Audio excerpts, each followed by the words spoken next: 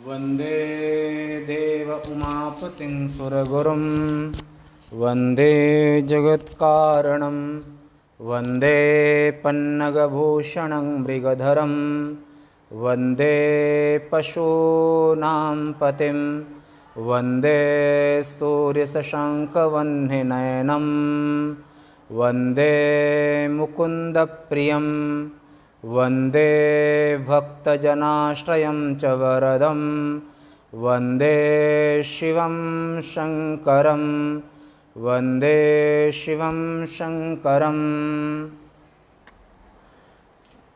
शिव महापुराण के रुद्र संहिता में कुमार खंड के 15वें अध्याय का प्रसंग आज है।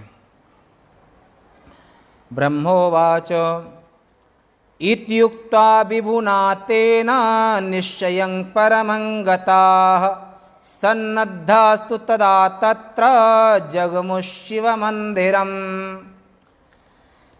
ब्रह्मा जी ने कहा, है नारद, इस प्रकार शिवजी के कहने पर युद्ध के लिए तत्पर वे गण शिवजी के घर के पास गए।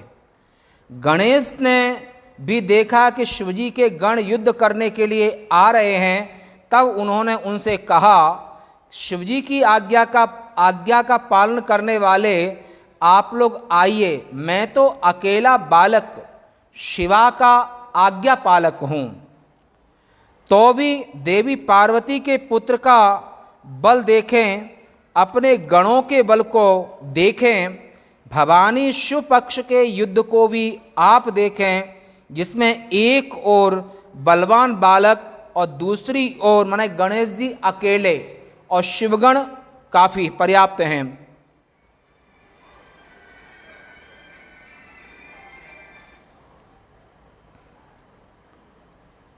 और दोनों में घमासान युद्ध की तैयारी। एक और बालक, दूसरी ओर युद्ध कुशल आप लोग, जिन्होंने पहले अनेक बार युद्ध किए हैं।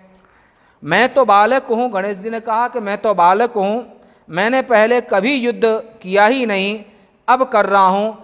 तो भी शिव पार्वती आप लोगों की लाज राखें। मुझे तो इस युद्ध में कोई चिंता नहीं है, क्योंकि इस युद्ध का फल मेरे विपरीत ही होगा। मेरी और आप लोगों की लाज शिव पार्वती की ही होगी।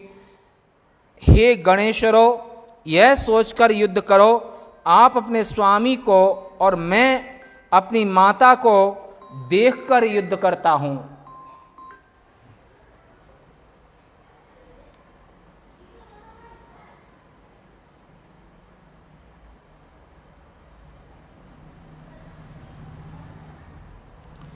वह कैसे युद्ध होगा, होने दो, उसे रोकने में तीनों लोकों में कोई समर्थ नहीं है।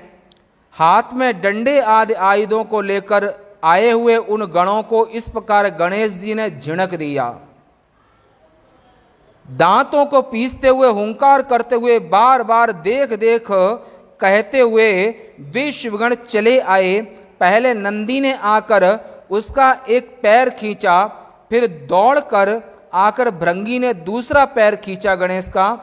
जब तक वे दोनों उस गण के पैर खींच रहे थे, तब तक उसने अपने दोनों हाथों से उन्हें मारकर अपने पैर छुड़ा लिए। उसके बाद पार्वती पुत्र दरवाजे पर खड़ा होकर वह वीर बड़ी लोहे की गदा को लेकर सबको पीटने लगा। उससे कुछ गणों के हाथ टूट गए, कुछ लोगों की पीठ फूट गई और किसी के सिर, किसी के मस्तक फूट गए। कुछ लोगों की जंघाएं, कुछ के कंधे जो सामने आए उनकी छाती पर प्रहार किया। कुछ भूमि पर गिर पड़े, कुछ भाग गए, कुछ के पैर टूट गए, कुछ शिवजी के पास पहुँचे। उस युद्ध में उसके सामने उस प्रकार कोई नहीं जा रहा था। सिंह के जैसे सिंह के सामने मृग इधर उधर भाग जाते हैं, उसी प्रकार ये हजारों गण भी लौटकर चले गए। और वह गणेश जो शिवा का पुत्र है वहीं खड़ा रहा। जिस प्रकार कल्पांत में काल भयंकर दिखलाई देता है, वैसा ही शिवगणों ने उसे प्रलयकारी देखा। उसी समय नारद ने विष्णु, इंद्र आदि देवताओं को भेजा। वे वहाँ आए। वे सभी शिवजी के हित की दृष्टि से उन्हें प्रणाम कर उनकी आज्ञा लेकर उनसे कहने लगे, आप परब्रह्म तथा सर्वेश हैं, सभी आपके सेवक हैं। आप ही सृष्टि के कर्ता, पालक तथा परमेश्वर विनाशक हैं। आप अपनी लीला से सत्व रज तम रूप तथा स्वतः निर्गुण हैं। आपने आज यह कौन लीला की है, हे प्रभु कहिए। शिवजी देवताओं के वचनों को सुनकर अपने गणों को घायल देखकर उनसे सब कुछ कहने लगे। सर्वेश्वर गिरिजापति शिवजी हंसकर मुझे ब्रह्मा से कहने लगे कि मेरे द्वार पर महाबलवान हाथ में लाठी लिए एक बालक खड़ा है जो भीतर नहीं जाने दे रहा है। वह बड़ा प्रहार करने वाला है। उसने मेरे पार्षदों को मारा और मेरे गणों को उसने पराजित कर दिया। हे ब्रह्मा जी, आप ही जाकर उस महाबली को समझाकर जैसे मेरा यह कार्य हो उसे आप कर दीजिए। प्रभु के इन वाक्यों को सुनकर अज्ञात से मोहित होकर मैं सब ऋषि वरों को लेकर उसके पास गया। उस महाबली गणेश ने मुझे आता हुआ देखकर क्रोध करके मेरे पास आकर मेरी दाढ़ी मूछ भी नोच ली। महाराज क्षमा कीजिए, क्षमा कीजिए, मैं युद्ध के लिए नहीं आया हूँ, मैं ब्राह्मण हूँ, मेरे ऊपर कृपा कीजिए, मैं उपद्रव रहित शांति करने वाला हूँ। हे नारद, मैं यह कह ही रहा था तब तक उस महावीर पराक्रमी बालक गणेश ने हाथ में परिग उठा लिया। उस महाबली गणेश को हाथ में परिग लेकर देखकर मैं शीघ्रता से भाग गया। परिग के प्रहार से आहत मेरे साथी चलो चलो ऐसा कहने लगे। कुछ गिर पड़े, कुछ उसने मार डाले। कुछ उसी समय शिवजी के पास आकर वह सब समाचार कह सुनाया। उस समाचार को पूर्ण रूप से कहने लगे। उस प्रकार हत आहत लोगों को देखकर, समाचार को सुनकर लीला कुशल शिवजी अत्यंत ही क्रोधित हो गए। इंद्र आदि देवताओं, कार्तिकेय आदि गणों तथा भूत प्रेत पिशाचों सबको आदेश दिया कि शिवजी की आज्ञा को पाकर हाथ में आयुध लिए हुए वे सभी यथा योग्य उस गण को मारने के लिए चारों दिशाओं में चले गए। जिस जिसका जो जो आयुध था वह सब आकर उन्होंने बलपूर्वक गणेश के ऊपर छोड़ा। गणेश से सब ने युद्ध किया। तीनों लोकों में चर अचर में महान हाहाकार मच गया। तीनों लोकों के लोग संदेह में पड़ गए। ब्रह्मा की आयु अभी पूर्ण नहीं हुई है तो यह ब्रह्मांड का विनाश कैसे हो रहा है? क्या यह असमय में शिवजी की इच्छा से हो रहा है? कार्तिकेय आदि सभी वहां आए। उन्होंने कहा कि हमारे आयुध सब व्यर्थ हो गए गणेश के ऊपर। यह सुनकर वे चकित हो गए। इसी बीच में सबको ज्ञान देने वाली जगदम्बा इस घटना को जानकर अत्यंत क्रुद्ध हुई।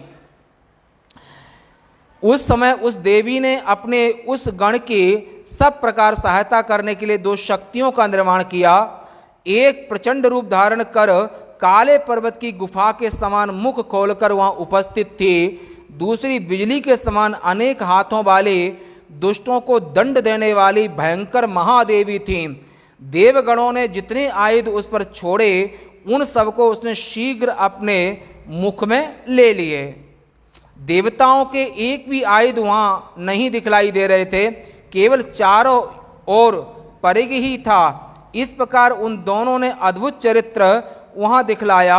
अकेले बालक ने सभी सेना को उस तरह मत डाला जैसे मदरा चलने प्राचीन काल में समुद्र क्षीर सागर को मथा था। समुद्र मंथन में अकेले उस बालक ने सभी इंद्र आदि देवताओं तथा शिवजी के गणों को मार पीट कर व्याकुल कर दिया। और उसके बाद वे सभी मिलकर बार बार उसासे लेते हुए उसके प्रहार से व्याकुल होकर के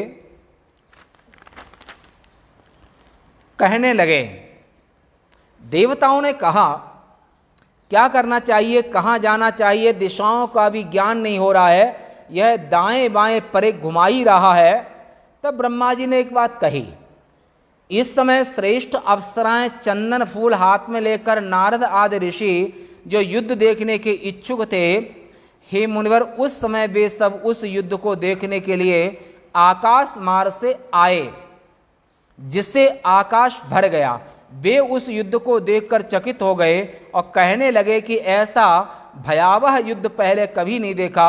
समुद्र सहित पृथ्वी कांपने लगी, पर्वत गिरने लगे जो संग्राम होने की सूचना दे रहे थे। आकाश, ग्रह, नक्षत्र समूह के हिलने से सब व्याकुल हो गए।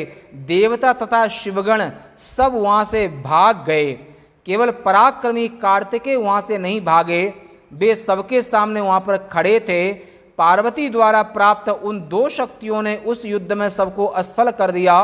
देवताओं द्वारा फेंके गए सभी अस्त्र काट डाले गए। जो वहां थे वे सभी शिवजी के पास आ गए। देवता तथा शिवगण सभी वहां से भाग गए। उन सब देवताओं ने मिलकर शिवजी को प्रणाम करके और उनसे पूछा, हे प्रभु, यह श्रेष्ठ गण है कौन? पहले भी युद्ध के बारे में सुना था, देखा था, परंतु ऐसा युद्ध तो न कभी देखा है और न सुना है। हे देव महेश्वर, हे महाकाल, कुछ विचार कीजिए, नहीं तो विजय नहीं होगी। निसंदेह इस ब्रह्मांड के रक्षक आप ही हैं। इस प्रकार उनकी बात को सुनकर क्रोधी शिव क्रोध करके अपने गणों के साथ वहां गए जहां गणेश जी खड़े हुए थे। चक्रधारी विष्णु के साथ देवताओं की सेना उत्सव मनाती हुई शिवजी के पीछे चली। इस समय हे नारद, तुमने भक्ति से हाथ जोड़कर प्रणाम कर देवादिदेव महेश्वर से कहा था वहीं पर, हे देव देव महादेव विभु, मेरी बात को सुनिए। आप सर्वत्र व्याप्त सब लीलाओं को करने में कुशल। हे शिवजी, हे देवादिदेव महादेव, आपने महालीला करके गणों का गर्व दूर किया है। जो आपके शिवगण थे उनका अहंकार आपने चूर चूर कर दिया। इसे पर्याप्त बल देकर के आपने देवताओं के गर्व को दूर किया। सबके घमंड को चूर करने वाले स्वतंत्र आपने लोक में अपने बल की श्रेष्ठता दिखलाई। हे ईश्वर, हे भक्त वत्सल, हे करुणा निधान, हे शरणागत रक्षक, इस समय आप उस लीला को मत कीजिए। अपने गणों तथा देवताओं का सम्मान करके उन्हें विदा कीजिए। ब्रह्म पद को देने वाले, इसके साथ खेल मत करो, इसे मार डालो। इतना कहकर नारद तुम वहां से अंतर ध्यान हो गए। शिव महापुराणे द्वितीयायां रुद्र संहितायां चतुर्थे कुमार खंडे गणेश युद्ध वर्णन नाम पंचदशोऽध्यायः। शिवार्पणमस्तु।